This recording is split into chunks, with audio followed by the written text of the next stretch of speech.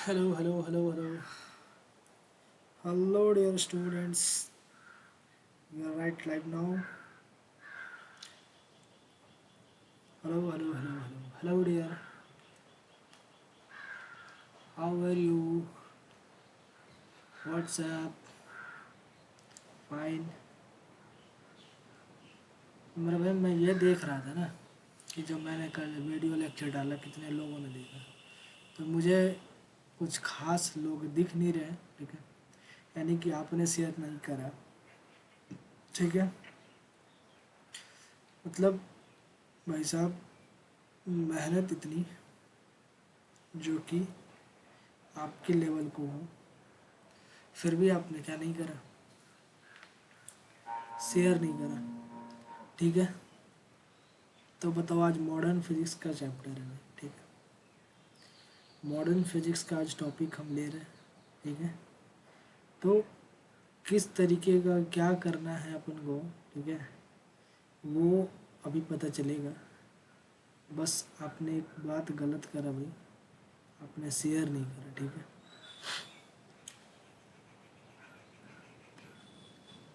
ठीक है भाई।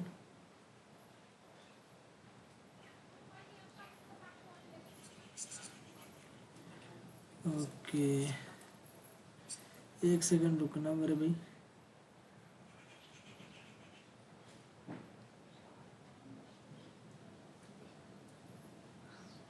अच्छा,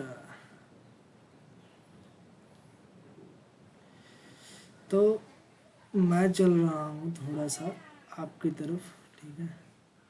और कैसा लगेगा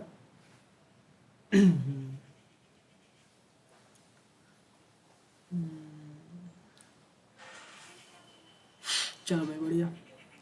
तो मैं ये देख रहा था ना कि यार आपका जो वो क्या बोलते हैं कमेंट, लेकिन मुझे कुछ शो नहीं हुआ। चलो ठीक है, कोई दिक्कत नहीं। आज का टॉपिक स्टार्ट करते हैं मॉडर्न फिजिक्स से, ठीक है। तो मेरे लिए बेहतरीन टॉपिक है भाई। पता नहीं आपका क्या है इसमें। मुझे पता है कि मेरे भाई मेरे लिए मोस्ट इम्पॉर्टेंट, ठीक है, आपके एग्ज़ाम के पॉइंट ऑफ व्यू से बहुत इम्पोर्टेंट, ठीक है। तो क्या है ना कि ये जो टॉपिक है भाई आपके एयरफोर्स के एग्ज़ाम में, ठीक है, इंडियन कोस्ट गार्ड, या फिर आप बात कर लो नेवी के एग्ज़ाम में, ठीक है, इसके सवाल देखने के लिए मिलते हैं। तो मेरे भाई जितने भी मेरे भाई आप सभी इस क्लास में हैं, जिन लोगों को मुझे मेरी आवाज़ सुनाई दे रही हो, तो एक बार क्या करना, अपने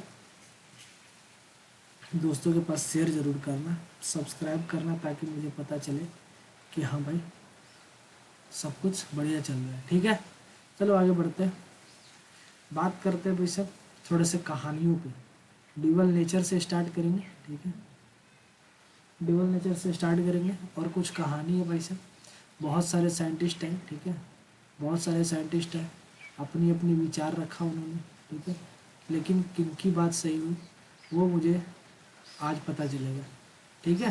देखो भाई, बात करते हैं भाई साहब सर आइजक न्यूटन की, ठीक है। बहुत ही महान साइंटिस्ट रहे हैं, ठीक है, न्यूटन साहब, ठीक है। ये ना होते तो भाई साहब क्या ही होता। इन्होंने अपना कदम सिर्फ और सिर्फ फिजिक्स में ना रखा था, ये मैथ में भी आपको देखने के लिए मिलता है, ठीक है। ठीक है, तो मैं क्या बोल रहा हूँ कि भाई साहब हर एक साइंटिस्ट का अलग अलग विचार, अलग अलग धारणा, ठीक है, जो कि यहाँ से अपने को देखने के लिए मिलता है। फर्स्ट ऑफ ऑल अगर मैं बात करूँ आपसे कि भाई साहब जब ड्यूअल नेचर यानी कि थ्योरी थ्योरी टाइप का जो सवाल बनता है वो यहाँ से भी आपका बन सकता है। भाई इस चैप्टर का नाम ड्यूअल नेचर इसलिए पड़ा क्योंकि भाई साहब बहुत ही कंट्राडिक्शन था उन दिनों जब ये सब चीज़ की खोज हो रही थी। लाइट के बारे में कोई बोला था भाई साहब ये कोरस्पस्कल से बन के बना है, कोई बोल रहा था भाई साहब देखिए नॉन मैकेनिकल वेव है, कोई बोल रहा था कि भाई ये वेव नेचर शो करता है। तो उन दिनों की बात है भाई, ठीक है। तो थोड़ा सा कहानी है जो कि आप देख लो। न्यूटन साहब क्या बोले थे भाई कि भाई साहब जो लाइट है ना वो पार्टिकल नेचर शो करता है। क्या करता है? पार्टिकल का नेचर शो करता है। ठीक है भाई, जो कॉरस्पस्कुलर थ्योरी के नीचे अंदर आता है ना, पार्टिकल नेचर शो करता है कौन? लाइट। ठीक है भाई, जो भी बोल लो आप, फोटोन से। हाँ, तो उसके बाद इतना बात ख़त्म करने के बाद आते हैं भाई साहब हाइजीन। ये भी बहुत अच्छे साइंटिस्ट है। बोला इन्होंने, नहीं भाई साहब देखो, लाइट जो है ना वो वेव नेचर शो करता है। ठीक है, और ये ना मैकेनिकल वेव है। अब तुम मैकेनिकल वेव के नाम से तुम समझ रहे हो भाई साहब, इसको मीडियम का ज़रूरत होगा। मीडियम। अब ज़रा एक बात मुझे बताओ कि यार ये मीडियम का ज़रूरत होता तो क्या ये साइंटिस्ट बेवकूफ़ थे क्या? इन्होंने मैकेनिकल वेव का नाम कैसे दिया? तो नहीं भाई साहब, उन समय उन दिनों इन्होंने ऐसा मान रखा था कि भाई साहब अपने जो एटमॉस्फेयर है ना उसमें ईथर का कॉन्सेप्ट लगा के रखा था। ठीक है, तो वहाँ से इन्होंने कहा कि भाई साहब देखो ये मैकेनिकल वेव है। ठीक है, क्योंकि इन्हें ज़रूरत होती है किसकी? मीडियम की। ठीक है, किसको? लाइट को। हालांकि ये बाद में गलत हुआ, लेकिन ठीक है। मैक्सवेल भाई साहब, ठीक है, मैक्सवेल क्या बोल के भाई साहब देखो, नहीं ये वेव नेचर शो करता है, इलेक्ट्रोमैग्नेटिक वेव है जो कि नॉन मैकेनिकल वेव है। इसको कोई मीडियम की ज़रूरत ही नहीं। ठीक है, इसको कोई मीडियम का ज़रूरत नहीं भाई साहब, ये बिना मीडियम का ही क्या कर लेगा? ट्रैवल कर लेगा। कौन? लाइट। ठीक है भाई, मान लिया। प्लैंक्स भाई साहब बोले क्या? भाई देख, ये पार्टिकल नेचर शो करता है। ठीक है, पार्टिकल नेचर शो करता है, ठीक जैसा न्यूटन ने बताया था। इन्होंने बोल दिया भाई साहब ये फोटोन के कॉन्सेप्ट पर काम करता है। ठीक है, ये फोटोन क्या थे भाई? ये फोटोन जब तुम क्या बोलते हैं, फोटो इलेक्ट्रिक इफेक्ट जब पढ़ोगे ना इसी चैप्टर में, ठीक है, इसी में, इसी टॉपिक में आगे है। ठीक है, जब तुम इसमें पढ़ोगे फोटो इलेक्ट्रिक इफेक्ट, तब उसमें फोटोन के बारे में जिक्र जरूर होगा। ठीक है, फोटोन के बारे में जिक्र होगा, इधर भी मैंने जिक्र करके रखा है। ठीक है भाई, तो इन सारे चारों का बात के बाद एक भाई साहब लास्ट में आता है डी ब्रोगली साहब। ठीक है, डी ब्रोगली। ठीक है, इन्होंने बोला कि भाई देखो लाइट जो है ना वो ड्यूअल नेचर शो करता है। ड्यूअल नेचर शो करता है। क्या बोला इन्होंने? क्या कि देख भाई ये ड्यूअल नेचर शो करता है। पहला तो जो लाइट का जो वेवलेंथ है साइज ऑफ ऑब्जेक्ट के बराबर अगर हो तो समझ जाओ कि वो वेव नेचर शो कर रहा है। ठीक है, क्या बोला इन्होंने? कि जो लैम्बडा है यानी लाइट का जो लैम्बडा यानी कि वेवलेंथ है, अगर वो ऑब्जेक्ट के साइज के बराबर हो जाए, ठीक है, ऑब्जेक्ट के साइज के बराबर हो जाए, तो इस कंडीशन पर जो पार्टिकल जो लाइट है वो वेव नेचर शो करता होगा। ठीक है, लेकिन फिर दूसरा बात उन्होंने बताया कि भाई साहब देखो जो लाइट का वेवलेंथ है, जो वेवलेंथ है लैम्बडा है, वो बहुत ही कम है साइज ऑफ ऑब्जेक्ट के। तो ऐसे कंडीशन पे लाइट जो है पार्टिकल नेचर शो कर रहा होगा। तो भाई साहब इन चारों के कॉन्सेप्ट को काट के इन्होंने भाई साहब डी ब्रोगली ने अपना सुधार कर दिया और बोला कि भाई साहब देखो लाइट जो है डबल नेचर शो करता है। ठीक है, तभी से इस चैप्टर का नाम पड़ेगा ड्यूअल नेचर ऑफ लाइट। ठीक है, तो अगर मैं बात करूँ कि दोनों ही बात आप समझिए कि लैम्बडा जो है साइज ऑफ ऑब्जेक्ट के बराबर हो। ठीक है, तो इस कंडीशन पर जो लाइट है वो वेव नेचर शो कर रहा होगा, और जो लैम्बडा है बहुत ही छोटा है साइज ऑफ ऑब्जेक्ट के, तो उस समय लाइट पार्टिकल नेचर शो कर रहा होगा। ठीक है मेरे भाई, चलो इतनी बात अगर क्लियर हो गई हो तो थोड़ा सा आगे की ओर बढ़ लो। ठीक है और आगे देखते हैं कि भाई साहब ये फोटोन के बारे में क्या पता है हमको। कि फोटोन भाई साहब देखो, फोटोन का रेस्ट मास होता है 0, सबको पता होता है रेस्ट मास 0 होता है। स्पीड क्या होता है भाई? Speed in vacuum. भाई साहब फोटोन और कुछ नहीं, लाइट को ही बोल दिया गया। फोटोन का speed is equal to light का स्पीड। आपको ही पता हो कि लाइट का स्पीड भी यही होता है। ठीक है, कितना होता है मेरे भाई? बोलोगे 3 × 10⁸ मीटर पर सेकेंड। ठीक है भाई, इतनी बात हमारी क्लियर है। लाइट का स्पीड जो होता है वही फोटोन का भी स्पीड होता है, क्योंकि लाइट भी फोटोन से ही मिलकर बना होता है, जो कि आपको पता चल गया पार्टिकल नेचर शो करता है। ठीक है, दूसरी बात, एनर्जी क्या होती है भाई फोटोन की? ठीक है, फोटोन की एनर्जी क्या होती है? तुम बोलोगे भाई साहब फोटोन की जो एनर्जी होती है E = h होती है। ठीक है, h होती है। अब मेरे भाई जो न्यू है, न्यू, ठीक है, इसको हम बोल सकते हैं C/λ। ठीक है, एच न्यू होती है, न्यू को बोल सकते हैं हम C/λ। इसीलिए E = hc/λ इसको बोल दिया गया। ठीक है, E = hc/λ बोल दिया गया। फॉर्मूला बेहतरीन है भाई साहब। ठीक है, और ये जो C है आपको पता होना चाहिए कि ये लाइट का स्पीड है 3 × 10⁸ मीटर पर सेकेंड। ठीक है, अच्छा, ये जो ई है वो एनर्जी है मेरे भाई, क्या है, एनर्जी है, ठीक है। दूसरा एच क्या है मेरे भाई, ये प्लैंक्स कांस्टेंट है, प्लैंक्स कांस्टेंट, ठीक है, प्लैंक्स कांस्टेंट, ठीक। इसका जो वैल्यू होता है तुम्हारे पास, इसका वैल्यू, रुक जाओ इधर थोड़ा सा साइड कर लूँ मैं, इसका जो वैल्यू है तुम्हारे पास, इसका वैल्यू क्या होता है, तुम बोलोगे मेरे भाई 6 इन यार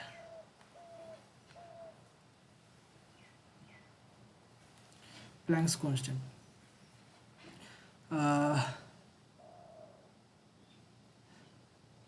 6.6 गुने 10⁻⁻34, ठीक है, जूल इंटू सेकेंड इसको बोला जाता है, ठीक है।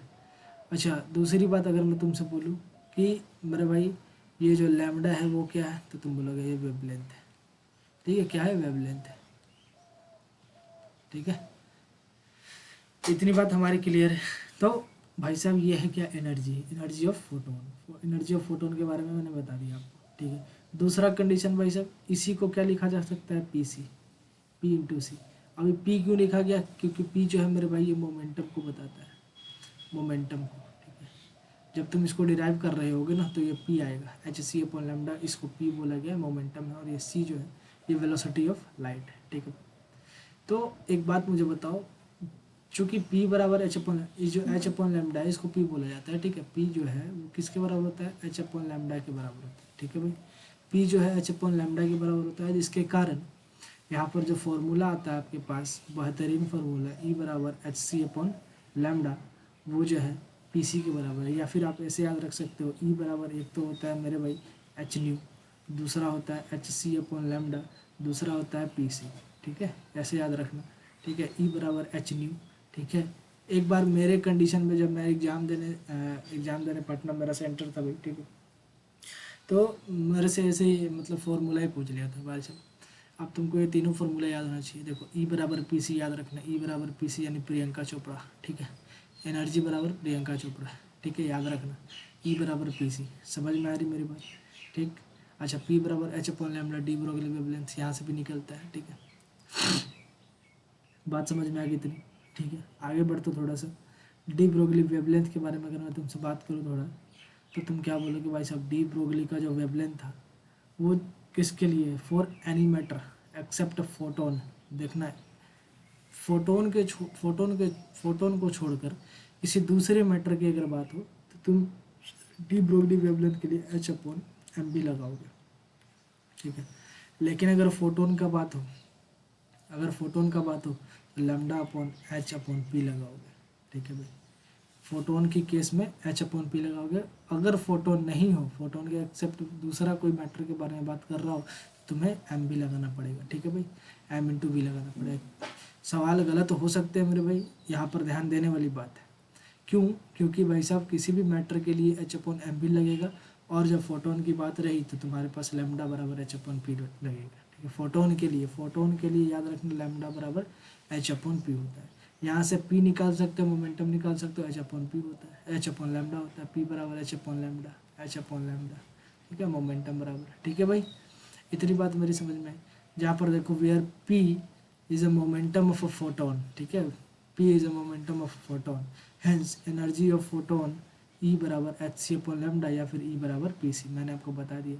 आप ऐसे करके याद रख सकते हो भाई, ठीक है, आपको याद रखना ही पड़ेगा, क्योंकि भाई साहब आपका जो सवाल आएगा ना वो फार्मूला बेस भी आ सकता है, फार्मूला भी आपसे पूछ सकता है, घुमा फिरा के फार्मूला इधर से उधर कर सकता है। इसीलिए आपको पता होना चाहिए एनर्जी के लिए, एनर्जी ऑफ फोटोन के लिए एच सी अपॉन लैम्डा होता है, एच न्यू होता है, और ई बराबर प्रियंका चोपड़ा पी सी होता है, ठीक है भाई। इतनी बात अगर क्लियर हो गई हो तो एक बार जवाब मुझे देना कि हाँ भाई साहब इतनी बात हमारी क्लियर होगी। मैंने आपको यहाँ से बताया कि भाई साहब देखो, प्रकाश यानी कि जो लाइट है वो पार्टिकल नेचर शो करती है, ये किसने बताया, न्यूटन ने बताया। वेव नेचर शो करती है, किसने बताया, हाइजन ने बताया, और ये मैकेनिकल वेव का नाम दे दिया, क्यों, क्योंकि ईथर का कॉन्सेप्ट लगा के रखा था। मैक्सवेल, मैक्सवेल भाई साहब आए, वो भी बोले भाई साहब वेव नेचर तो शो करता है, लेकिन ये इलेक्ट्रोमैग्नेटिक वेव है और नॉन मैकेनिकल वेव है। नॉन मैकेनिकल वेव कहने का मतलब कि इसको कोई मीडियम का ज़रूरत ही नहीं है, ठीक है। प्लैंक्स भाई साहब आए फिर बोले कि भाई साहब देखो पार्टिकल नेचर शो करता है लाइट, और पार्टिकल नेचर देने के बाद उन्होंने फोटोन का कॉन्सेप्ट के बारे में बात करा, ठीक है। फिर उसके बाद डी ब्रोगली आए, डी ब्रोगली बोला भाई साहब देखो ये जो लाइट है ना ड्यूअल नेचर शो करता है, डबल नेचर का जो लाइट होता है वो ड्यूअल नेचर शो करता है, ठीक है। नेचर दो दो प्रकार का नेचर शो करता है। पहला बताया कि लैम्डा अगर साइज ऑफ ऑब्जेक्ट के बराबर हो, ठीक है, तो इस कंडीशन पर वेव नेचर शो करता है, और लैम्डा जो है बहुत छोटा हो साइज ऑफ ऑब्जेक्ट के, तो इस कंडीशन पर पार्टिकल नेचर शो करता है, ठीक है भाई। इतनी बात क्लियर हो गई। जब इतनी बात क्लियर है तो थोड़ा सा आगे और बढ़ते हैं और आगे देखते हैं कि भाई सब क्या है। देखो अगर मैं बात करूँ तुमसे कि भाई देख, मैं तुमसे एक बात बताना चाहूँ, मैं तुमको एक बात बताना चाहूँ कि भाई साहब एनर्जी तो हमने पढ़ा एच सी अपॉन लैम्डा होता है, और याद रखना ये हमेशा ही जूल में होता है। ई बराबर एच सी अपॉन लैम्डा होता है, और हमेशा ही क्या होता है, जूल में होता है एनर्जी, ठीक है, जूल में होता है एनर्जी, ठीक है। अगर इसको इलेक्ट्रॉन वोल्ट में कन्वर्ट करना है तो इसको मल्टीप्लाई करना पड़ेगा 1.6 इंटू 10⁻⁻19 से, ठीक है, तब जाके ये इलेक्ट्रॉन वोल्ट में चेंज होता है। दूसरी बात कि मेरे भाई ये सॉरी मैं बोल रहा हूँ, मल्टीप्लाई नहीं करना पड़ेगा आपको, क्या करना पड़ेगा, डिवाइड करना पड़ेगा, ठीक है भाई, डिवाइड करना पड़ेगा जूल में, जूल से इलेक्ट्रॉन वोल्ट में जाने के लिए 1.6 इंटू 10⁻⁻19 से क्या करना पड़ेगा, डिवाइड करना पड़ेगा, ठीक है। चलो भाई बढ़िया। जब तुम इसको मल्टीप्लाई डिवाइड करते हो तो इसके बाद जो आंसर आता है तुम्हारे पास वो ये वाला आता है, ई बराबर 12,400, ठीक है, 12,400 अपन लैम्डा एंगस्ट्रॉम में होता है, ठीक है। ये एक फार्मूला है जो कि मोस्ट इम्पोर्टेंट फार्मूला से जाना जाता है भाई साहब एनर्जी निकालने के लिए, ठीक है। दूसरा अगर मैं बात करूँ कि ये एंगस्ट्रॉम में है, दूसरा अगर नैनोमीटर में तुमसे पूछ रहा हो तो ई बराबर 1240, ये था इलेक्ट्रॉन वोल्ट में, और नीचे लैम्डा जो होता है वो नैनोमीटर में होता है, ठीक है भाई। ये इतनी बात समझ में आ गई मेरे भाई। दो कंडीशन आपके पास ऐसे मिलेंगे जो कि बहुत ही, इसमें देखो भाई साहब फॉर्मूला अगर आपको पता है, ठीक है, एक शॉर्ट नोट्स आप बना सकते हो, ठीक है, मेरे साथ। ई बराबर होता है मेरे भाई 12,400, ठीक है, ये इलेक्ट्रॉन वोल्ट में होता है, नीचे होता है लैम्डा एंगस्ट्रॉम में, ठीक है। ठीक इसी प्रकार होता है मेरे भाई 1240, ठीक है, अपॉन लैम्डा, ये होता है नैनोमीटर में, ठीक है। दोनों ही कंडीशन सही है, अगर नैनोमीटर में पूछता है तो ये, और एंगस्ट्रॉम में देता है तो ये। लैम्डा अगर एंगस्ट्रॉम में है तो ये वाला फार्मूला लगेगा, लैम्डा अगर नैनोमीटर में है तो ये वाला फार्मूला लगेगा। मेरी बात क्लियर है पूरी। चलो कुछ अदर फार्मूले की अगर मैं बात करूँ कि भाई साहब देखो अदर फार्मूला क्या है, तो अदर फार्मूला के लिए तुमने पढ़ा है कि लैम्डा बराबर एच अपॉन एम पी होता है। किसी भी अदर मैटर के लिए सिर्फ फोटोन को छोड़ के फोटोन रहता तो एच अपॉन पी हो जाता। लेकिन जैसे अगर मैं बात करूँ कि एच अपॉन एम बी को क्या लिख सकते हो, या तो मोमेंटम तो है, मोमेंटम होता है √2m/e यानी काइनेटिक एनर्जी, है ना।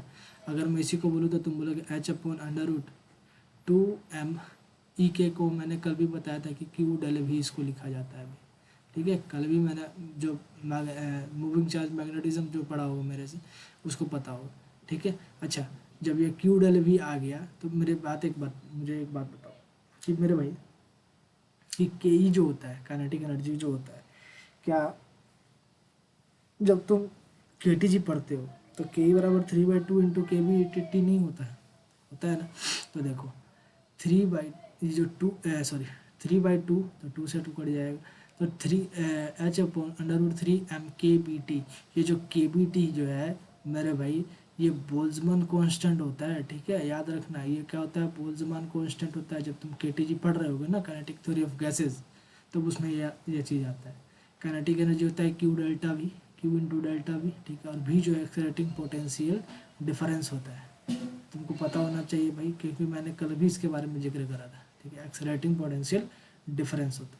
अच्छा के ही यहाँ पर फॉर गैस मॉलिक्यूल के लिए, जब गैस मॉलिक्यूल का अगर बात कर रहा हो तो यहाँ पर 3/2 kBt आता है। अगर तुम यहाँ पर रखते हो के ई की जगह पे 3/2 kBt, तो तुम यहाँ पर ये फार्मूला पाओगे। देखो कैसे रखोगे, h/√2m/m/ke, ये जो था ना तुम्हारे पास काइनेटिक एनर्जी, इस काइनेटिक एनर्जी की जगह पर तुमको रखना है 3/2 kBt, जैसे 2m इंटू 3/2 kBt, ठीक है। ये 2 से ये 2 गया तो तुम्हारे पास से फार्मूला निकल के आएगा h/√3 kBt, ठीक है भाई। समझ में आया, समझ में आ गया, और एक m छोटा, ठीक है भाई। ये बात समझ में आ जाना चाहिए आपको, ठीक है। तो फार्मूला का बात ध्यान रखना भाई, क्योंकि फार्मूला से ही सारा का सारा खेल है इसमें, ठीक है भाई। अब थोड़ा सा बेसिक चीज़ है जो कि मैं तुम्हें बता दूं भाई साहब, मास ऑफ प्रोटॉन तुमको भी पता होगा 1.6, मास ऑफ प्रोटॉन कितना होता है 1.67 इंटू 10⁻⁻⁷ -27 kg, जो कि मास ऑफ न्यूट्रॉन के भी बराबर होता है भाई। तुम बोलोगे हाँ भाई साहब, मास ऑफ न्यूट्रॉन क्या होता है भाई साहब? मास ऑफ न्यूट्रॉन जो होता है 2 इंटू मास ऑफ प्रोटॉन होता है, ठीक है, आपको पता होना चाहिए। 2 गुने 1.67 इंटू 10⁻⁻27 kg, ठीक है भाई। अच्छा, अल्फा पार्टिकल का मास क्या होता है? तो तुम बोलोगे अल्फा पार्टिकल का मास होता है 4 इंटू मास ऑफ प्रोटॉन, 4 गुने मास ऑफ प्रोटॉन 1.6 गुने 10⁻⁻27 kg, ठीक है भाई, ये बात समझ में आ गई। अच्छा चार्ज क्या होता है? इलेक्ट्रॉन का चार्ज आपको पता है 1.6 गुने 10⁻⁻19 कूलम। न्यूट्रॉन पर भी जो चार्ज होता है वो इलेक्ट्रॉन के बराबर होता है, लेकिन अल्फा पार्टिकल पे जो चार्ज होता है वो 2 इलेक्ट्रॉन के बराबर होता है। Charge on alpha particle 2 into charge of electron, ठीक है, बात समझ में आ गई मेरी। चलो इतनी बात अगर क्लियर है तो इन सारी चीज़ें थोड़ा सा बेसिक चीज़ें है, ठीक है, क्योंकि बहुत सारे इसको लिख नहीं पाते हैं, ठीक है भाई। तो यहाँ पर आपको इतना पता होना चाहिए कि यार इसका मास कितना होगा, इसका मास कितना होगा, इसका मास कितना होगा, ठीक है। प्रोटॉन, न्यूट्रॉन और अल्फा पार्टिकल, ठीक है। तो प्रोटॉन, न्यूट्रॉन और अल्फा पार्टिकल का मास में जो आपको डिफरेंस देखने के लिए मिल रहा है, तो पहला जो प्रोटॉन है उसका मास तो आपको पता होगा, न्यूट्रॉन होता है मास ऑफ प्रोटॉन का 2 गुना, अल्फा पार्टिकल होता है मास ऑफ प्रोटॉन का 4 गुना, ठीक है, याद रखना। न्यूट्रॉन 2 गुना, अल्फा पार्टिकल 4 गुना, ड्यू ड्यू ड्यू यानी दो दो दो दो दो गुने मास ऑफ प्रोटॉन। अल्फा, अल्फा मतलब 4, 4 4 का मतलब 4 से गुना कर दो भाई सब। ऐसे याद करने का कुछ कुछ तरीका अपने अंदर सोच लो, ठीक है, इस तरीके से, ठीक है। अब बात करते हैं हम इलेक्ट्रॉन के mass m charge, charge accelerated from rest through a potential difference भी, ठीक है। अगर इस कंडीशन पर ऐसा हो तो तुमको डायरेक्ट एक चीज़ याद रखना भाई, कि यहाँ से तुमसे ये पूछता है कि भाई साहब डी ब्रोगली वेवलेंथ क्या होगा, ठीक है, डी ब्रोगली वेवलेंथ, तो ये वाला याद रखना चाहिए भाई साहब आपको, ठीक है, ये याद रखना चाहिए, क्योंकि सबसे मोस्ट इम्पोर्टेंट जो फॉर्मूला है यहाँ पर है 12.27, ठीक है, 27/√V, ये होता है एंगस्ट्रॉम में। क्या होता है भाई साहब? ये लैम्बडा होता है। डी ब्रोगली वेवलेंथ निकालने का तरीका है भाई, ठीक है भाई। अच्छा, प्रोटॉन के लिए D Broglie wavelength 0.86/√V angstrom में आता है। अल्फा पार्टिकल के लिए डी ब्रोगली वेवलेंथ 0.101/√V, ठीक है। न्यूट्रॉन के लिए लैम्बडा और न्यूट्रॉन के लिए लैम्बडा। तो अगर तुम चाहो तो इन चारों को भी एक बार देख लेना, ठीक है, क्योंकि कभी भी कुछ भी पूछ सकता है भाई, ठीक है, इसलिए तुमको ये याद रखना ही पड़ेगा। अगर तुम याद करना चाहो तो इसके भी याद कर पाओगे भाई, ठीक है भाई, इतनी बात हमारी समझ में आ गई। अगर मेरी इतनी बात क्लियर हो आपको तो एक बार मुझे बोलना है कि भाई साहब आगे चलो, ठीक है, क्या करना है, आगे चलना है, बोलो भाई साहब।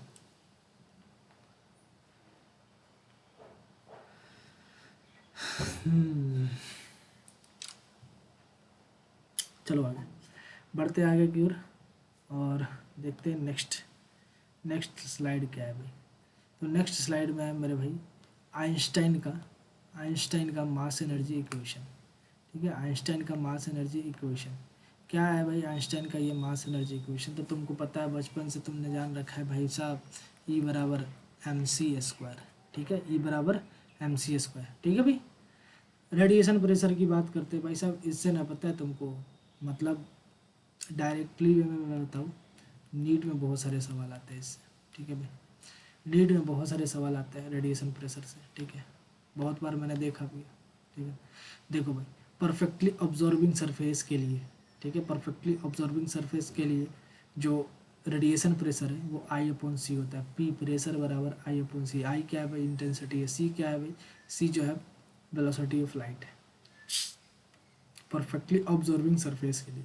लेकिन परफेक्टली रिफ्लेक्टिंग सरफेस के लिए तुम बोलोगे P बराबर 2I/C, रिफ्लेक्ट करेगा ना, तो इसीलिए ये आ गया, ठीक। अच्छा, एक बात बताओ, अगर मैं तुमसे पूछूं कि भाई साहब फोर्स क्या होता है? फोर्स होता है प्रेशर इनटू एरिया, ठीक है। प्रेशर क्या है भाई साहब? नॉन रिफ्लेक्टिंग सरफेस के लिए I/C, ठीक है, I/A पहले से, तो IA/C फोर्स किसके लिए? नॉन रिफ्लेक्ट ऑब्जॉर्बिंग सरफेस के लिए। नॉन परफेक्टली रिफ्लेक्टिंग सरफेस के लिए फोर्स क्या होगा? 2IA/C, ठीक है। ये है तुम्हारा फॉर्मूला जो कि तुम्हें याद रखना पड़ेगा भाई, याद करो, बहुत बढ़िया से याद करना भाई, ठीक है, क्योंकि मैं जो आपको बता रहा हूँ वो तरीके से बता रहा हूँ, ठीक है भाई। इंटेंसिटी है आई क्या, इंटेंसिटी सी क्या, velocity of light. Intensity for point source, ठीक है। पॉइंट सोर्स के लिए क्या होगा इंटेंसिटी, किसी भी पॉइंट सोर्स के लिए इंटेंसिटी क्या होता है, तो तुमको पता होगा आई बराबर इंटेंसिटी बराबर, अरे भाई आई बराबर इंटेंसिटी बराबर प्रेशर अपॉन एरिया, ठीक है। प्रेशर पी यानी पी, एरिया क्या होगा 4πr², चूँकि स्फीयर बनता है, बराबर इंटेंसिटी जो होगा मेरे भाई 1/, रेडियस के स्क्वायर के इन्वर्सली प्रोपोर्शनल होता है, ठीक है। इतना बात याद रखना इंटेंसिटी ऑफ 4 पॉइंट सोर्स के लिए, ठीक है भाई।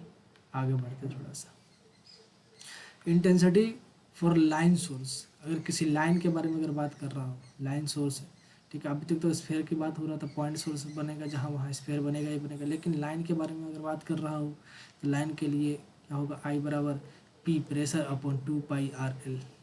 यहाँ पर आपसे एक चीज़ पूछा है कि आई जो है इन्वर्सली प्रोपोर्शनल आर होता है, ठीक है। लाइन सरफेस के लिए, लाइन सोर्स के लिए, ये लाइन सोर्स के लिए है, ठीक है। और ये जो है मेरे भाई पॉइंट सोर्स के लिए है, पॉइंट सोर्स के लिए, ठीक है, पॉइंट सोर्स के लिए, ठीक भाई। इतनी बात हमारी क्लियर हो गई, ठीक है। तो इतनी बात अगर क्लियर है तो थोड़ा सा एक बार मुझे बता देना कि भाई साहब यहाँ से आपको फार्मूला क्लियर करना है, ठीक है, क्योंकि इसमें सबसे ज़्यादा फार्मूला पूछे जाते हैं, ठीक है भाई। और मुझे एक बात बताना, रुक जाओ 1 मिनट रुक जाओ, मैं कुछ दिखा दूँ तुम्हें। हाँ जी भाई, तो जब मैं खोज रहा था ना वो मिला नहीं, ठीक है। 1 मिनट देख लेता हूँ, नहीं मिला। चलो छोड़ो, बताओ मुझे, इतनी बात तुम्हें समझ में आ गई ना। तो मेरे भाई रेडिएशन प्रेशर, यहाँ से जो फार्मूला आपका बनता है वो रेडिएशन प्रेशर का जो फार्मूला है वो आपको बहुत ही मस्ट है, ठीक है, आपको याद होना चाहिए, ठीक है भाई। चलो थोड़ा सा आगे बढ़ते हैं और देखते हैं भाई सब नेक्स्ट। और इस नेक्स्ट में क्या है भाई, नंबर ऑफ फॉलिंग फोटोन्स। भाई साहब कितने नंबर ऑफ फोटोन्स फॉल कर रहे हैं, ठीक है। चलो, तो अगर मैं बात करूँ कि भाई साहब एक बात बताओ कि नंबर ऑफ फोटोन्स, ये एक प्लेन सरफेस है, ठीक है। और इस पर क्या हो रहा है मेरे भाई, फोटोन का बॉम्बार्डमेंट हो रहा है, ठीक है। ये कुछ फोटोन गिर रहे हैं, ठीक है, फोटोन कुछ गिर रहे हैं, ठीक भाई। तो फोटोन के लिए एनर्जी का जो फॉर्मूला होता है ई बराबर hc/λ होता है, सब जानते भाई। ई बराबर hc/λ, अभी जो मैंने बताया तुम्हें। तो अगर मैं तुमसे बोलूँ कि भाई एक बात बताओ कि अगर एक फोटोन गिर रहा है तो एक फोटोन का एनर्जी hc/λ है, लेकिन अगर n नंबर, मतलब कि n times n number of photons गिर रहा है तो n × hc/λ तुम बोल रहे हो, बोलो एकदम सही, हाँ भाई। तो यहाँ से क्या मैं n नहीं निकाल सकता, तुम बोलोगे एकदम सही, n e λ/hc, ठीक है भाई। ये जो फॉर्मूला अपने पास है वो नंबर ऑफ क्या है, फोटोन, कितना फोटोन्स गिर रहा है, ठीक है, उसके बारे में निकालने का तरीका है, नंबर ऑफ फोटोन्स। कभी कभी इसके भी सवाल आते हैं, ठीक है। लेकिन मैं आपको बताऊंगा कि रेडिएशन प्रेशर जैसे सवाल, और वे बहुत ही मतलब रेयर केस में कोई टीचर आपको पढ़ाए रेडिएशन प्रेशर जो कि एयरफोर्स के लेवल पर नहीं पढ़ा पाते। क्यों नहीं पढ़ाते भाई साहब, उन्हें लगता नहीं आता, लेकिन भाई साहब रेडिएशन प्रेशर का नाम, जो 25 सवाल होते हैं ना भाई, 25 सवाल, उसमें से ये 25 सवाल में से कहीं ना कहीं ऐसे ऐसे सवाल देखने के लिए मिलते हैं आपको। रेडिएशन प्रेशर हो गया, ठीक है, डिस्टेंस ऑफ क्लोजेस्ट अप्रोच हो गया, ठीक है, distance of closest approach, distance of closest approach, ठीक है। यहाँ से आपको पता चलेगा भाई, ठीक है। इसलिए मैं बोल रहा हूँ कि मेरे भाई आपको ने ये सब चीज़ पता होना चाहिए ताकि आप अच्छे से पढ़ के जाओ, ठीक है भाई। चलो थोड़ा सा आगे बढ़ते हैं। इंटेंसिटी के बारे में अगर मैं बात करूँ तो पहले भी मैंने इंटेंसिटी के बारे में बात की है। तो यहाँ पर इंटेंसिटी क्या है, बराबर ई आई बराबर E/AT, इंटेंसिटी होता है A/A × T। ई क्या है मेरे भाई, एनर्जी है। एनर्जी पर यूनिट एरिया क्या होता है मेरे भाई, power, sorry energy per unit time क्या होता है, पावर। और नीचे में एरिया, यानी पावर अपॉन एरिया भी इसको बोला जा सकता है।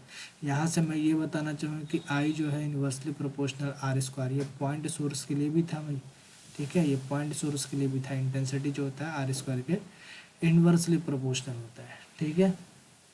अच्छा, अगर मैं तुमसे बोलूँ कि भाई एक बात बताओ कि अगर मैं इसको थोड़ा सा और इलोंगेट करूँ, ठीक है, थोड़ा सा और बढ़ाऊँ, तो मुझे क्या बताओ कि ई बराबर आई बराबर ई बाई ए टी होता है, तुम्हें पता है, मुझे पता है, ठीक है। लेकिन एक बात बताओ, क्या energy N H C upon lambda नहीं होता क्या? Energy N H C upon lambda नहीं होता? बोलोगे हाँ भाई सब होता है। तो एनर्जी की जगह N H C upon lambda रख दो, नीचे ए टी लिख दो। तो यहाँ से मुझे पता चला कि एन नंबर ऑफ इलेक्ट्रॉन निकालने का तरीका, दूसरा तरीका क्या है कि एन जो है वो इज इक्वल्स टू है आई ए टी लैम्डा अपॉन में एच सी, ठीक है भाई।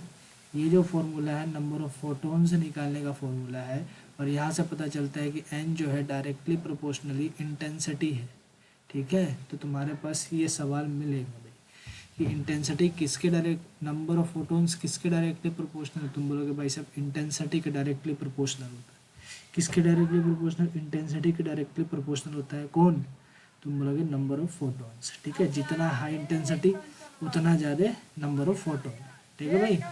Number of photon directly proportional to intensity, ठीक है भाई, इंटेंसिटी ऑफ लाइट, ठीक है भाई। चलो आगे थोड़ा सा और आगे बढ़ लो, और इसके बाद बात आता है भाई, देखो a photon and electron are accelerated, भाई क्वेश्चन है भाई, a photon and an electron are accelerated from rest to the same energy of the de Broglie wavelength lambda P and lambda alpha are in the ratio. तो मेरे भाई देखो यहाँ से ना आपको रेशियो पूछ लिया गया है कि भाई साहब इनका रेशियो कौन सा सही होगा। तो यहाँ देखो मैंने सॉल्यूशन भी कर रखा है इसका। हालांकि क्या होता है भाई, फुल प्रोटॉन और इलेक्ट्रॉन को एक्सेलरेट किया तो प्रोटॉन का और क्या बोलते हैं इसको, इलेक्ट्रॉन को एक्सेलरेट किया गया रेस्ट से सेम एनर्जी से। डी ब्रोगली वेवलेंथ पूछा प्रोटॉन और अल्फा के लिए, ठीक है। तो एक बात बताओ, मैंने अभी थोड़ा देर पहले आपको बताया था कि प्रोटॉन का मास क्या होता है। देखो भाई मैंने इसलिए बताया था, मास ऑफ प्रोटॉन होता है 16.67 पूरे 10 की पावर -27 kg। सॉरी यार ई का लिख रहे हैं, मास ऑफ प्रोटॉन और लिख रहा प्लैंक कांस्टेंट,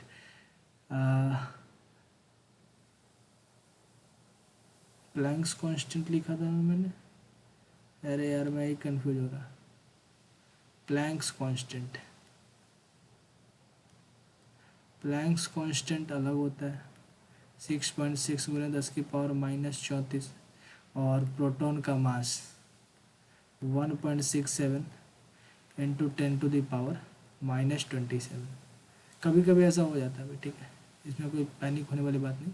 तो ये प्रोटॉन का मास है। अगर मैं तुमसे बोलूँ कि भाई अल्फ़ा का mass, mass of alpha, alpha particle का मास क्या होता है, तुम बोलोगे 4 इंटू मास ऑफ प्रोटॉन के बराबर होता है। तो क्या यहाँ से डी ब्रोगली वेवलेंथ नहीं निकालोगे? बोलोगे भाई साहब lambda, D Broglie wavelength lambda का जो फॉर्मूला होता है h/√2m ई के, ठीक है। तो यहाँ से हमारे पास निकलेगा सॉरी इसको हटा दो, इसको हटा दो, इसका कोई काम नहीं। हमें यहाँ से पता क्या चला, हमें पता चला कि भाई साहब जो लैम्डा है वो इन्वर्सली प्रोपोर्शनली क्या है, √m, मास के इन्वर्सली प्रोपोर्शनल है। अगर मास के इन्वर्सली प्रोपोर्शनल है मेरे भाई, तो एक बात बताओ, क्या तुम यहाँ से इस सवाल को उड़ा नहीं ले जाओगे कि lambda for proton by lambda for alpha is equals to under lambda mass of alpha upon mass of proton, क्योंकि ये इन्वर्सली प्रोपोर्शनल था, प्रोटॉन का नीचे अल्फ़ा का ऊपर आ जाएगा। आगे बढ़ा लो, मास ऑफ अल्फ़ा क्या होता है 4 इंटू मास ऑफ प्रोटॉन, नीचे मास ऑफ प्रोटॉन क्या होता है भाई, मास ऑफ प्रोटॉन होता है, मास ऑफ प्रोटॉन के कैसे, मास ऑफ प्रोटॉन लिख दो, इससे ही काट दो, अंडर रूट आ जाएगा 4 और ये आ जाएगा 2 के बराबर, नीचे कुछ नहीं था 1, यानी 2:1 के रेशियो में आ जाएगा, ठीक है भाई। इस तरीके से आपको सवाल को हैंडल करना होता है भाई, ठीक है। आ रही मेरी बात समझ में? इस तरीके से अगर आप हैंडल करके चलोगे तो भाई साहब आपका सवाल बन जाएगा, ठीक है भाई, समझ में आ रही मेरी बात? तो ये था आपका फर्स्ट सवाल, किसके बेसिस पर, तो मास के बेसिस पे, ठीक है। डी ब्रोगली वेवलेंथ निकालना था और उसके मास के बेसिस पे क्या था, फर्स्ट सवाल अपने पास देखने के लिए मिला। ऐसे बहुत तरीके के सवाल मेरे भाई आप सभी के सामने मैं रखूँगा, ठीक है, हर एक चीज़ को आपके पास रखूँगा, ठीक है। ज़रा देखते हैं आगे, थोड़ा सा और आगे बढ़ते हैं और देखो अब इसमें क्या बोल रहा है भाई। अब इसमें ज़रा देखो कि क्या बोल रहा है कि भाई a photon and electron have a equal energy E, ठीक है, a photon and electron have equal energy E, ratio of wavelength of electron to the photon is a proportional to, देखो पूछ रहा है कि wavelength of electron to the photon, electron के wavelength का किसके वेवलेंथ से, फोटोन के वेवलेंथ से क्या बताना है तुम्हारे पास, क्या बताना है भाई, वेवलेंथ का रेशियो बताना है। तो एक बात बताओ, जैसे मैंने तुम्हें एक बार बताया था कि मेरे भाई जब भी तुम लैम्डा का वैल्यू, लैम्डा के लिए जब तुम किसी अदर मैटर की अगर बात करो ना, अदर मैटर की, ठीक है, फोटोन को छोड़ के, तो लैम्डा का जो वैल्यू लेना वो h/m भी लेना।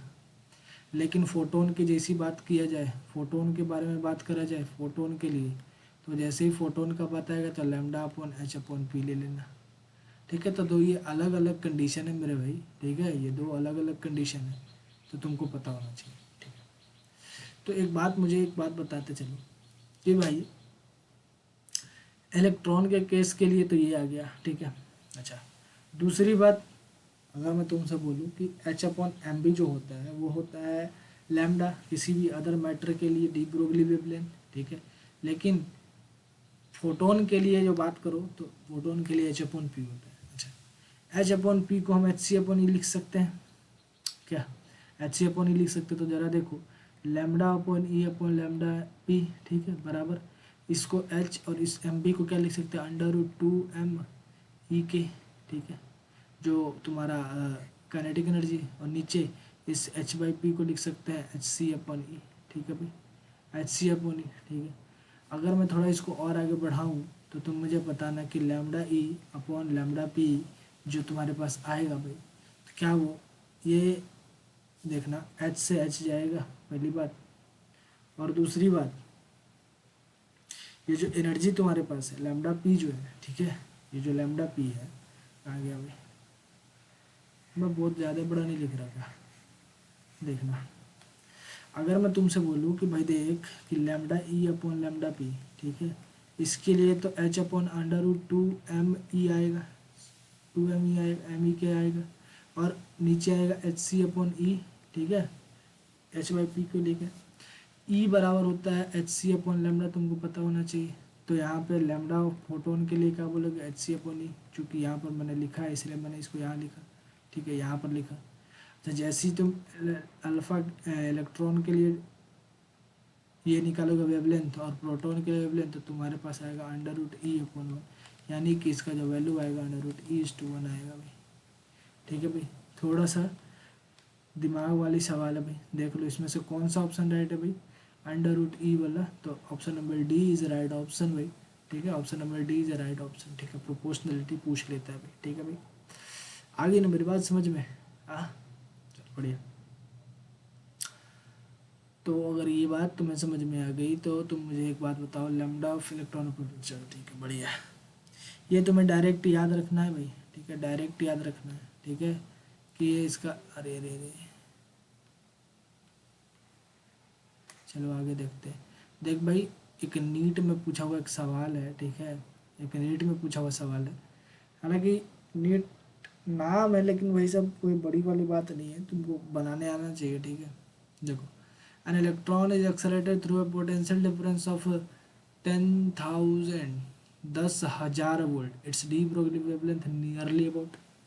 तो जब मैंने तुम्हें बताया था कि भाई साहब डी ब्रोगली वेवलेंथ निकालने के लिए 12,400 एंगस्ट्रॉम में जब आता है तो 12,400 है,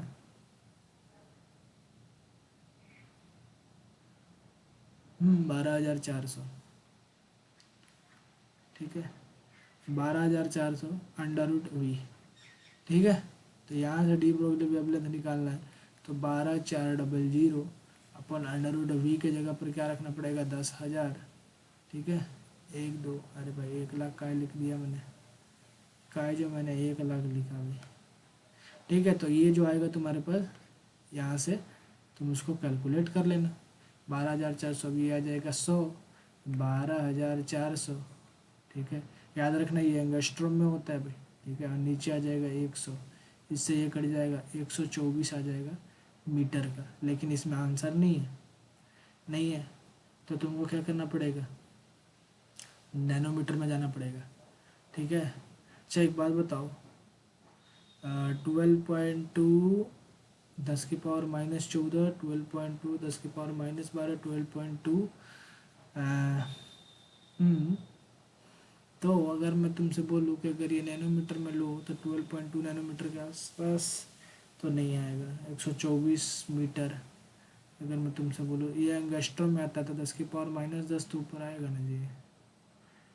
हाँ, एक मिनट, एक बात मुझे बताओ कि भाई कहाँ गया यार वो, रुकना है क्यों ना यार।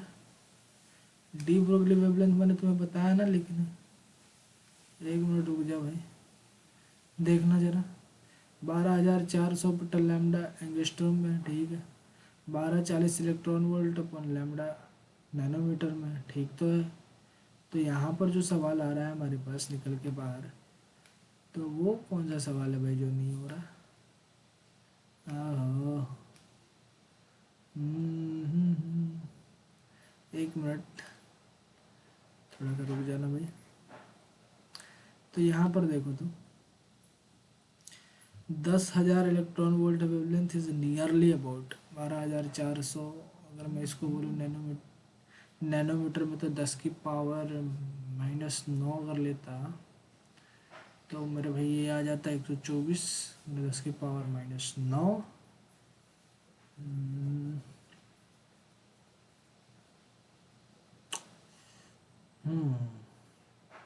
सवाल अच्छा है भाई, ठीक है।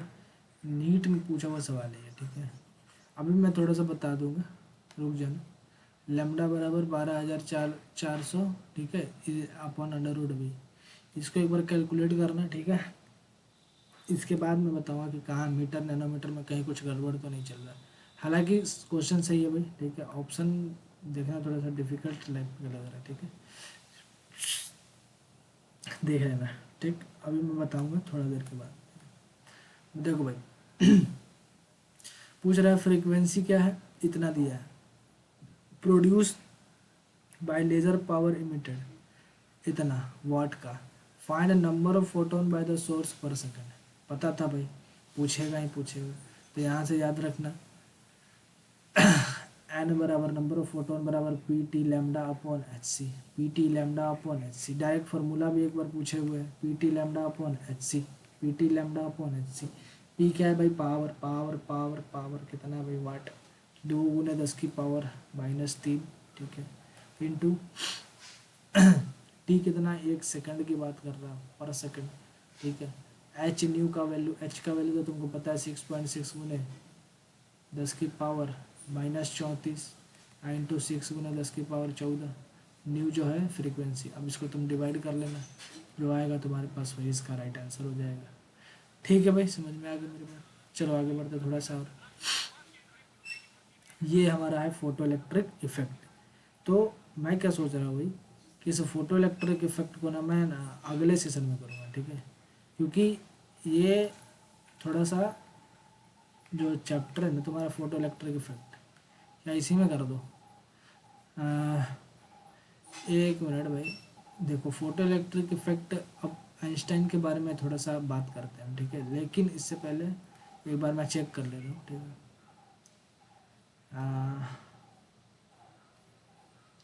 हाँ, कल कल नहीं,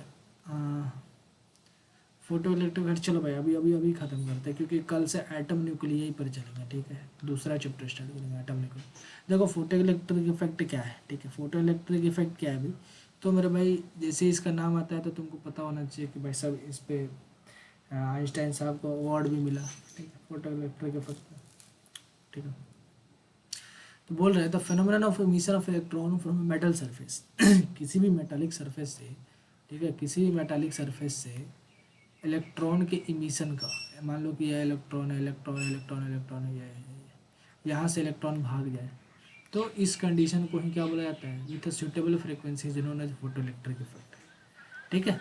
यानी कि the phenomenon of emission of electrons from metal surface, किसी भी मेटल सरफेस से इलेक्ट्रॉन के emission expose to light energy of suitable frequency known as photo electric effect, ठीक है भाई। सब डेफिनेशन कोई नहीं पूछेगा, बस इतना जानना किसी भी मेटालिक सरफेस से इलेक्ट्रॉन को इजैकुलेट कर इलेक्ट्रॉन को इजैकुलेट किया जाता है, ठीक है, कहीं से मेटल सरफेस से। तो इस प्रोसेस को बोला जाता है फोटो इलेक्ट्रिक इफेक्ट, ठीक है भाई। अच्छा, किसके द्वारा इसको डिस्कवर करा गया था? डिस्कवर्ड बाय, ठीक है, लेनार्ड एंड हर्ट्ज, ठीक है, लेनार्ड एंड हर्ट्ज, दो साइंटिस्ट हुआ करते थे, लेनार्ड एंड हर्ट्ज, ठीक है। एक्सप्लेन किसने करा था भाई? एक्सप्लेन करा था आइंस्टाइन, ठीक है भाई। किसने एक्सप्लेन करा? Einstein. Principle of photo electric effect क्या है भाई? थोड़ा सा थ्योरेटिकल।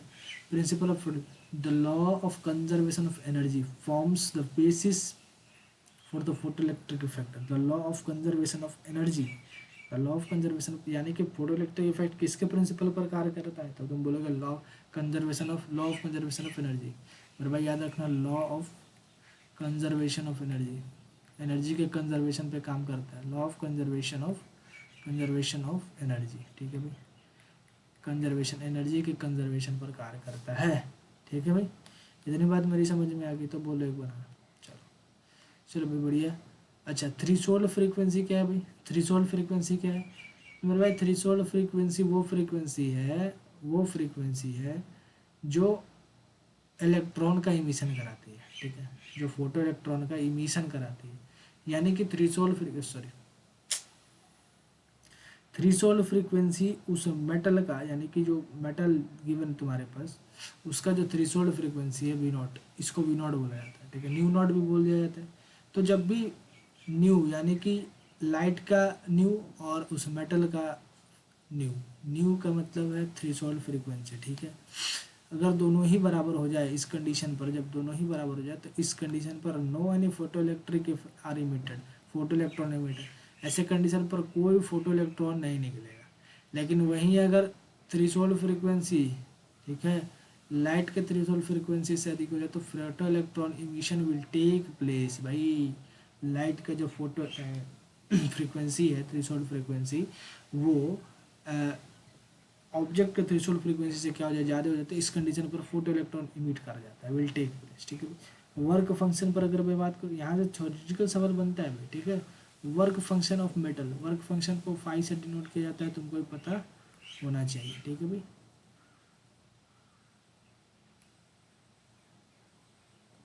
ला ला ला ला ला।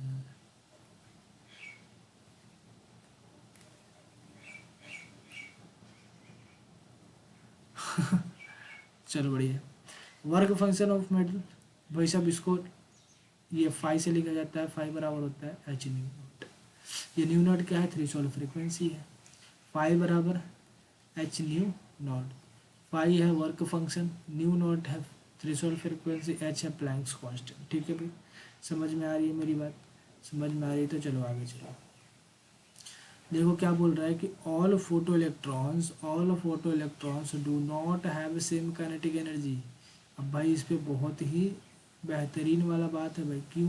क्योंकि भाई साहब, अगर मानो कि अगर मैं तुमसे बोलूँ कि भाई साहब देखो एक कोई मेटल है, ठीक है, मेटल सरफेस है, ठीक है, ये मेटल सरफेस है और इसमें बहुत सारे इलेक्ट्रॉन है, ठीक है, क्या है? बहुत सारे इलेक्ट्रॉन है, ठीक। तो एक बात मुझे बताओ कि इन्होंने बोला कि भाई साहब किसी भी फोटो इलेक्ट्रॉन के पास तो सेम काइनेटिक एनर्जी नहीं होता। बात सही है भाई, क्यों नहीं होते? एक बात बताओ, ऊपर वाले जितने भी इलेक्ट्रॉन तुमको दिख रहे हैं, इसके पास ज़्यादा ही काइनेटिक एनर्जी होगा, ये भाग जाएगा तुरंत। इस पर देखो, ये भाई साहब इसके पास काइनेटिक एनर्जी जो होगा, यहाँ पर आने में खर्च होगा, यहाँ पर आने में खर्च होगा, यहाँ पर आने में खर्च होगा, यहाँ पर आने में खर्च होगा, यानी कि नीचे वाले इलेक्ट्रॉन का जो काइनेटिक एनर्जी है ना, वो कम होता है। ऐसे कंडीशन पर नीचे वाले जो इलेक्ट्रॉन्स होते हैं, वैसे कंडीशन पर इनका क्या होता है? एनर्जी कम होता है, काइनेटिक एनर्जी कम होता है। इसीलिए किसी का कम, किसी का ज़्यादा, किसी का कम, किसी का ज़्यादा, इसीलिए बोला गया कि किसी भी फोटो इलेक्ट्रॉन का सेम काइनेटिक एनर्जी नहीं होता, ठीक है। दूसरा, number of photo electrons emitted is less than the number of photons observe. देख भाई क्या बोल रहा है कि जितना, मान लो कि जैसे कोई मेटल सरफेस है, ठीक है, मैं बता दूं कि अगर ये कोई मेटल सरफेस है इस तरीके का, ठीक है, ये इसमें बहुत सारे इलेक्ट्रॉन, ठीक है, बहुत सारे इलेक्ट्रॉन, इलेक्ट्रॉन इलेक्ट्रॉन इलेक्ट्रॉन, ठीक है। तो बोल रहा है कि number of photo electrons emitted, जितना फोटो इलेक्ट्रॉन इमिट करता है, ठीक है, उससे कई ज़्यादा नंबर ऑफ फोटोन ऑब्जर्व करता है। यानी कि किसी भी मेटल सरफेस पर पहले बहुत सारा क्या गिरेगा, फोटोन, बहुत सारा। मान लो कि 10,000 फोटोन्स गिरता है तो कम से एक इलेक्ट्रॉन बाहर निकलेगा, इजैकुलेट करेगा, ठीक है। मान लो कि 20,000 गिरेगा, 20,000 गिरेगा तो मान लो कि 2 इलेक्ट्रॉन इजैकुलेट करेगा, 2 इलेक्ट्रॉन भागेगा, समझ रहे हो। यानी कि नंबर ऑफ फोटोन जो है जितना ऑब्जॉर्व कर लेता है उतना number of photo electron emit नहीं होता, उससे क्या होता है, बहुत कम होता है। यानी कि इलेक्ट्रॉन को निकालने के लिए बहुत ज़्यादा फोटोन को ऑब्जर्व करना पड़ता है मेटल सरफेस को, ठीक है भाई। अच्छा, kinetic energy, maximum kinetic energy के लिए formula H new minus H new not बराबर मैक्सिमम काइनेटिक एनर्जी, यही जो होगा मैक्सिमम होगा, ये बात याद रखना आप, ठीक है। H new not constant for all metal, for metal, metal के लिए क्या होता है, एच न्यू नॉट कॉन्स्टेंट होता है, ठीक है, याद रखना। आगे बढ़ लो। One photon is observe by one electron only. जैसे अगर मैं तुमसे बोलूँ कि भाई अगर तुम इसके नोट के बारे में थोड़ा सा मुझसे कुछ पूछो तो मैं तुमको एक चीज़ बताना चाहूँ कि मेरे भाई, अरे यार देखो, नोट पॉइंट है, one photon is observe by one electron only. बोल रहा है कि एक फोटोन जो है केवल और केवल एक इलेक्ट्रॉन से ऑब्जर्व होता है, ठीक है। यानी कि केवल और केवल एक इलेक्ट्रॉन क्या करता है, इसको ऑब्जर्व करता है। Photon is observe by one electron only, one electron only. Maximum kinetic energy के बारे में मैंने बता दिया। काइनेटिक एनर्जी मैक्सिमम क्या होता है, एच न्यू माइनस का एच न्यू नॉट, जो कि इसको वर्क फंक्शन भी बोला जाता है, 5 यही होता है मैक्सिमम काइनेटिक एनर्जी। क्या होता है भाई, मैक्सिमम के ई के लिए फॉर्मूला के ई मैक्सिमम बराबर H new minus H new not, और इसी एच न्यू नॉट को क्या बोला गया, 5 बोला गया, तो इसको इस तरीके से लिख दिया गया, कोई दिक्कत नहीं है, ठीक है भाई। इतनी बात तो समझ में आ ही रही होगी आप, ठीक है। स्टॉपिंग पोटेंशियल क्या है, potential at which fastest moving electron stops और there is no photo electric current, ठीक है। Potential at which fastest moving electron stops और there is no photo electric current, यानी कि एक ऐसे पोटेंशियल जहाँ पर सबसे ज़्यादा जो मूविंग इलेक्ट्रॉन, जो सबसे तेज इलेक्ट्रॉन चलता था वो रुक जाते हैं, और वहाँ पर कोई भी फोटो इलेक्ट्रिक करंट उत्पन्न नहीं होता, कोई भी फोटो इलेक्ट्रिक करंट पैदा नहीं होता, ठीक है भाई। यानी कि यहाँ पर जो kinetic energy, maximum kinetic energy होगा वो ई न्यू नॉट होगा। काइनेटिक एनर्जी जो मैक्सिमम होगा वो होगा ई न्यू नॉट, ठीक है मेरे भाई। आ रही है क्या मेरी बात समझ में, चलो इतनी बात भाई सब समझ में आ गया तो आगे बढ़ लो। अब देख लो थोड़ा सा ग्राफ के बारे में, इंटरसेप्ट फॉर्म क्या है भाई। ये हालांकि आपके लेवल का नहीं है भाई, ठीक है, ये आपका जो ग्राफ है, ठीक है, बस ये कट ऑफ वेवलेंथ के बारे में आप समझ लो, ठीक है। ये कट ऑफ वेवलेंथ क्या है, तो याद रखना सी बराबर वी नॉट लेमडा नॉट होता है, और यहाँ से बी नॉट न्यू नॉट या बराबर न्यू नॉट बराबर सी अपन लेमडा नॉट होता है, ठीक है भाई। इतने बात याद रखना। लेमडा नॉट जो होता है maximum wavelength eight which photo electrons will emit. Lambda naught क्या है, एक मैक्सिमम वेवलेंथ है जहाँ से फोटो इलेक्ट्रॉन्स क्या करता है, इमिशन करना स्टार्ट कर देता है, ठीक है। चलो आगे बढ़ लो। अब जो है नंबर ऑफ फोटोन्स की बारी है भाई, ठीक है। नंबर ऑफ फोटोन्स, ठीक है, नंबर ऑफ फोटोन्स इंटेंसिटी के डायरेक्टली प्रोपोर्शनल होता है। बात करते हैं कि भाई साहब इंटेंसिटी, अभी तक मैंने इंटेंसिटी आपको बताया बहुत बार। तो नंबर ऑफ फोटोन, जितने भी फोटोन्स गिरेंगे ना वो इंटेंसिटी के डायरेक्टली प्रोपोर्शनल होंगे, और ये कांस्टेंट होते हैं, ठीक है। इंटेंसिटी जितना बढ़ाओगे उतना नंबर ऑफ फोटोन्स गिरेगा, ठीक है। जैसे अगर मैं बात करूँ कि तुम्हारे घर के पास आसपास कहीं सोलर वूलर लगा हो तो देखना उस पर जो प्लेट लगा होता है ना, सोलर प्लेट है ना, तो उसके नीचे क्या होता है, बैटरी लगा होता है, ठीक है, बैटरी सेल लगा होता है ऐसा तय। तो यहाँ पर क्या होता है, फोटो इलेक्ट्रिक इफेक्ट होता है। ये भाई साहब जितना आएगा, जितना इलेक्ट्रॉन फोटोन गिरेगा उतना इलेक्ट्रॉन इजैकुलेट करेगा। इंटेंसिटी जितना गर्मी के दिन में ज़्यादा इंटेंसिटी होगा, ठीक है, तो ज़्यादा चार्ज होगा बैटरी, ठीक है। कम इंटेंसिटी बरसात के दिन में कम चार्ज होगा, है ना।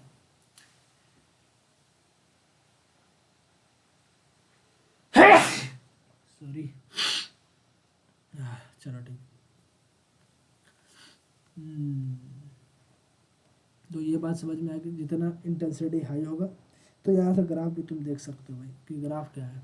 ग्राफ तुम देख लो भाई, ग्राफ देख लो, तुम खुद से देख लो ग्राफ, तुमको दिख रहा होगा भाई। वी3 वी2 वी1, तो फ्रीक्वेंसी हाई, इंटेंसिटी कांस्टेंट होता है भाई, फ्रीक्वेंसी पर डिपेंड नहीं करता। चलो न्यू V3 V2 V1 यानी कि ये जो है फ्रीक्वेंसी का, ये जो है वेलोसिटी, इस तरीके से ये जो न्यू है मैक्सिमम होगा, काइनेटिक एनर्जी मैक्सिमम होगा, न्यू नॉट मैक्सिमम होगा। काइनेटिक एनर्जी मैक्सिमम होगा तो ई न्यू नॉट भी मैक्सिमम होगा, काइनेटिक एनर्जी मैक्सिमम होगा तो एच न्यू भी मैक्सिमम होगा, माइनस के यानी कि क्या बोल लो इसको तुम फाई, या फिर इसको वर्क फंक्शन बोल लो। ठीक है भाई, आगे मेरी बात समझ में, थोड़ा सा आगे बढ़ लो। और ये इंटेंसिटी और करंट, जब इंटेंसिटी बढ़ेगा तो भाई साहब करंट भी बढ़ेगा, क्योंकि इंटेंसिटी बढ़ेगा तो फोटोन बढ़ेगा, फोटोन बढ़ेगा तो इंटेंसिटी बढ़ेगा, इंटेंसिटी बढ़ेगा तो करंट बढ़ेगा, जैसा कि मैंने बताया सोलर वाली बात। फ्रीक्वेंसी भाई साहब हमेशा ही कांस्टेंट होता है। चलो ठीक है, करंट देख लो, I3 का सबसे ज़्यादा, I2 का, उसके बाद फिर I1 का सबसे ज़्यादा। ठीक है, ये इंटेंसिटी, सॉरी इंटेंसिटी बढ़ा, इंटेंसिटी बढ़ा, ये करंट करंट करंट। ठीक है, वेवलेंथ के बारे में तुम्हें पता है। ठीक है, वेवलेंथ के बारे में ज़्यादा कोई जिक्र नहीं करना। यहाँ से एक चीज़ याद रख लेना, एक चीज़ यहाँ से याद रखना कि लैम्डा नॉट बराबर होता है, लैम्डा नॉट बराबर होता है C/V0। ठीक है, ठीक है, लैम्डा बराबर C/V ठीक है, याद रखना, कट ऑफ वेवलेंथ का फॉर्मूला है। ठीक है भाई, आगे बढ़ लो थोड़ा सा, आगे आगे आगे आगे आगे फोटो इलेक्ट्रिक इफेक्ट। अब यहाँ से कुछ सवाल शुरू होते हैं आपके लिए। ये जो सवाल है मेरे भाई, आपको थोड़ा सा अच्छा करके मोटिवेशन देंगे कि भाई साहब अब जो आपने जो पढ़ा क्या वो सही में आपके लिए ज़रूरी था। देखो, photo electric effect explain particle nature, ये भाई साहब बहुत इंपॉर्टेंट नोट है। ठीक है, ये बहुत मोस्ट इंपॉर्टेंट लगा लो इसको। ठीक है, photo electric effect explain particle nature of light because it is a instantaneous change. Photo electric effect किस तरीके का नेचर शो करता है, तुम बोलोगे पार्टिकल नेचर शो करता है। क्यों? क्योंकि भाई इंस्टेंटेनियस चेंज है। ठीक है भाई, बस इतना बात याद रखना, फोटो इलेक्ट्रिक इफेक्ट किसका क्या शो करता है, पार्टिकल नेचर शो करता है। देखो दूसरा question, if we double the frequency of photon falling on the metal then its kinetic energy maximum will be, कितना हो जाएगा जब तुम डबल कर रहे हो? तो डबल करोगे तो क्या होगा? डबल करोगे तो देख लो क्या होगा। Kinetic energy maximum, kinetic energy का फॉर्मूला होता है एच न्यू माइनस का फाइव, या फिर इसको ऐसे बोल सकते हो एच न्यू माइनस का एच न्यू नॉट। ठीक है, और चूंकि ये कांस्टेंट होता है तो इसको एच न्यू नॉट ना लिख के इसको क्या लिख दिया जाता है, फाइव लिख दिया जाता है, तो ऐसे लिख दिया। फिर K E kinetic energy maximum, maximum kinetic energy नया वाला जो है, अब उसको क्या किया गया है, डबल करा गया है। ठीक है, देखो यहाँ पर डबल करा गया है ना भाई, देख लो यहाँ डबल करा गया है। Frequency of photon following the metal then its double the frequency, double करा गया है, डबल करा गया है फ्रीक्वेंसी को, तो डबल कर दिए तो एच टू न्यू माइनस का फाइव। एक बात बताओ, तो के ई डैश जो होगा, के ई डैश जो मैक्सिमम होगा वो टू इंटू के ई maximum plus five minus five, देखो कैसे होगा। इस एच टू को बाहर निकाल के एच न्यू लिख सकते हो, और एच न्यू के ई मैक्सिमम प्लस फाइव हो सकता है, हो सकता है कि नहीं। एच न्यू जो है के ई मैक्सिमम प्लस फाइव नहीं होगा, अगर इसको इधर इधर इधर भेज दो तो। हाँ, तो यहाँ से अगर मैं बात करूँ तो यहाँ पर आएगा टू इंटू के ई मैक्सिमम प्लस फाइव माइनस का ये जो फाइव बचा था वो एच न्यू, देखो एच न्यू बराबर के ई प्लस का फाइव। ठीक है, तो यहाँ से मुझे क्या पता चला कि के ई डैश जो मैक्सिमम है वो आता है टू इंटू के ई मैक्सिमम प्लस फाइव। कितना मैक्सिमम है भाई? तो ये कितना हो गया, तो दो गुना। तो तुम क्या बोलोगे कि कितना कितना कितना बड़ा, कितना बड़ा? तो बोलोगे क्या हाफ बड़ा? नहीं। तुम बोलोगे डबल बड़ा? बोलोगे, बहुत बच्चे बोलोगे डबल बड़ा। नहीं भाई, मोर देन डबल। कितना डबल? फाइव, इतना डबल। ठीक है, चलो बढ़िया, आगे बढ़ते हैं थोड़ा सा। और graph between B naught and frequency for the, ये देख लो, ग्राफ देख लो भाई, ग्राफ के लिए कोई बड़ी वाली बात नहीं है। ठीक है, आप ऐसे भी कर ले जाओगे। Graph is between V naught and frequency three different metal X Y and Z. Metal of maximum work function is, किसके लिए मैक्सिमम वर्क फंक्शन होगा, वर्क फंक्शन किसके लिए सबसे अधिक होगा? तुम बोलेगे भाई साहब जिसका, तो इसको इंटरसेप्ट बोला जाता है, स्लोप ये है। ठीक है, तो वाई के लिए सबसे अधिक, फिर जेड, फिर एक्स, यानी कि सबसे ज़्यादा वाई के लिए वर्क फंक्शन का अधिक होगा। ठीक है, समझ में आ गया मेरी बात? चलो, अगर इतनी बात हमारी समझ में आ गई हो मेरे भाई, तो थोड़ा सा एक बात करना, क्या क्या है वो बात? ठीक है, हम्म,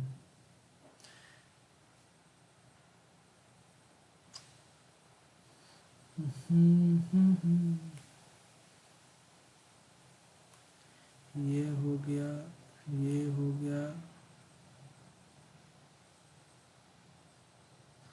अब बारी आएगी एटम्स की। तो मेरे भाई एटम्स के बारे में मैं कल पढ़ाऊँगा। इसी में आएगा आपका डिस्टेंस ऑफ क्लोजेस्ट अप्रोच के बारे में, ठीक है। इसी में आपका सब कुछ आएगा, ठीक है भाई। तो मैं बात कर रहा था आपसे कि आज के लिए मैं फोटो इलेक्ट्रिक इफेक्ट के बारे में आपको बताया, ठीक है। मॉडर्न फिजिक्स का ये एक पहला चैप्टर स्टार्ट हुआ जो कि आज ख़त्म कर दिया हमने। कल दूसरा एटम्स होगा। साथ में अगर मैं बात करूँ उसमें डिस्टेंस ऑफ क्लोजेस्ट अप्रोच क्या है भाई, रेडिएंट प्रेशर क्या है, ठीक है। इस सब के बारे में मैं बताऊंगा आपको, ठीक है। तो आज के लिए बस इतना ही रखते हैं, ठीक है भाई। तो बताना आज का क्लास कैसा लगा आप सभी को, ठीक है। तब तक के लिए भाई सब आप अपना ख्याल रखें। थोड़ा सा तबीयत भी आज ठीक नहीं था, फिर भी मैंने सोचा कि भाई मैंने जो बोला है वो मैं करूँगा, ठीक है भाई। चलो तब तक के लिए बाय बाय, जय हिंद मेरे भाई।